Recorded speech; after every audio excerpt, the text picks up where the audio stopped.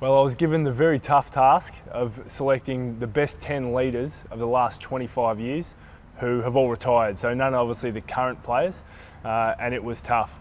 Guys like Paul Kelly missed out, who was just an unbelievable leader. I think he was #1 in Hodge's most courageous players, which no one would argue with. So it's going to be tough, but here's my crack at it.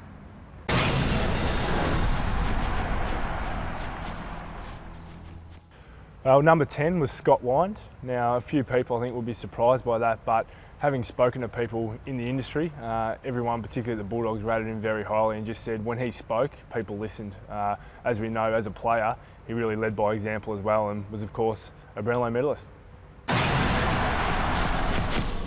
Wind bustles in, takes the ball, charges away the big blow. Oh, Scotty Wind!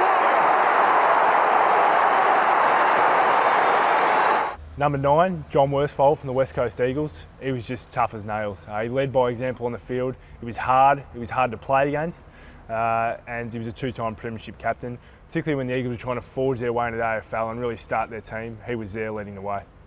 Holding the ball, that was the call from the crowd, not necessarily the case. Worsfold superbly done. Number 8, Stephen Kernahan from Carlton.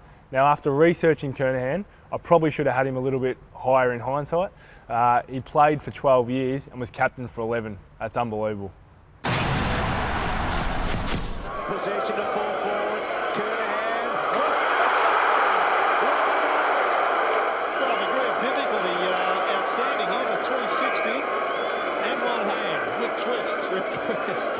Number 7, Tony Shaw from Collingwood. He wasn't the fastest player, he wasn't the strongest player, he was one of the fittest, but he was hard and he was mentally tough, and he delivered a premiership to Collingwood, which took him a long, long time to get, the 1990 premiership. Well, the Magpies over the top is Andy Goodwin, but only as far as Tony Shaw, and I think he may have threaded it through. Number 6, Brett Kirk from the Sydney Swans.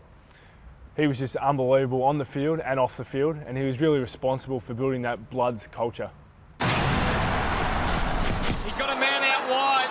Instead, Byron makes his mark. But Kirk just got up. Kirk just shrugged it off and got up. He's a tough nut. Number 5, James Hird from Essendon. Now again, I probably could have had him higher, but you try and do your own, it's tough. Hirdy, Brownlow medal, best and fairest, premiership captain, Norm Smith medal, Anzac Day medal. He did it when they really needed it, and he did it on the big stage. James Hird got that ball out at the centre bounce. He's moving down towards this contest. If anybody's going to get it, it'll be James. Bullen! Hird! Hird!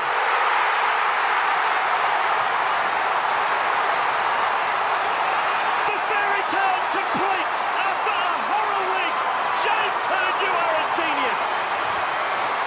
I don't think I've ever seen a player just control a quarter of football like this.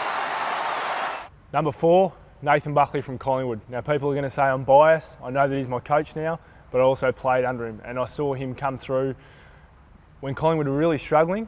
He led the way. He did it on the field. As he developed as a player and as a captain, he forged a team that was all about team and took them to the 2002 and 2003 grand finals.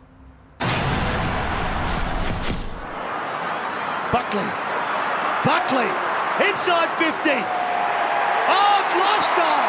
It's magnificent from Buckley. Best on ground again, 30th disposal, second goal.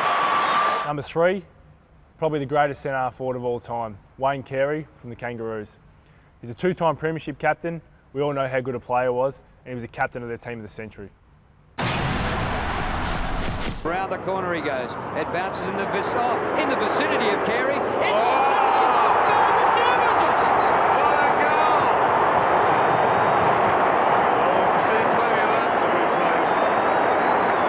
Number 2, Tom Hollie from Geelong.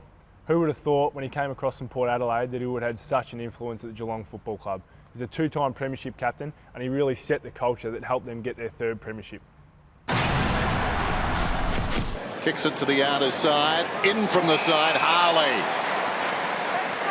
Very important to this club. So the best leader for the last 25 years, number one, Michael Voss from the Brisbane Lions. Who could argue with that? Three-time premiership captain, obviously had the three-peat. They got to the fourth grand final but couldn't quite get it done, but it wasn't because of his leadership. Brownlow medalist, plenty of best and fairest, he was a gun.